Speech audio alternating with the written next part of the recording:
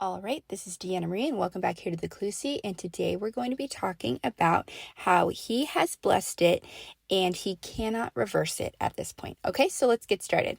All right, so Bible reference, if some of you guys want to read the Bible scripture, it's going to be Numbers 23, 19 through 20.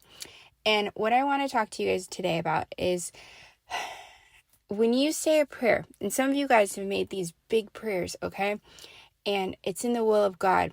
You see, what happens is you say a prayer. God says yes. And he, from the moment you make that prayer, and he already knew you were going to make that prayer, he starts reorganizing everything so that it guides you from point A to point B. Okay, so you're at point A, you make the prayer, but you want to be at point B, okay? So what he does is he has to figure out every little step and every little thing to make sure that you get to point B. But as soon as you make that prayer, the enemy comes in and he tries to do whatever he can to make you doubt, to make you get scared, to make you angry at God, to make you turn away, to make you think like, oh, this is never going to work. This is crazy. I knew this wasn't going to happen. So he does whatever he can to get you off of that path because he does not want you to get from point A to point B.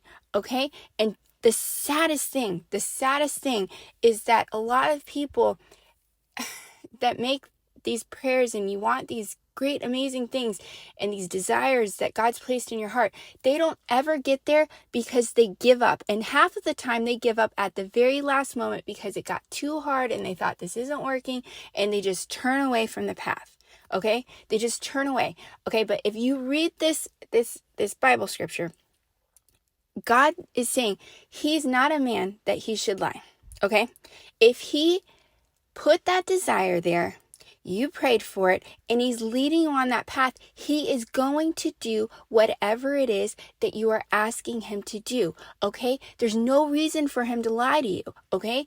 If you ask for that marriage, if you ask for that, I don't know, like career, you wanted money, what you wanted your health, whatever you ask for, God is gonna do it. He's just taking you on that path because that is the only way for you to get what you want and be able to keep it. Okay? Because the devil, see, he gives out gifts and his gifts are very easy. They come quickly, but they're temporary and there's always a cost. We've talked about that. Okay? But in this story, this man is asked to go and curse God's people and he can't do it.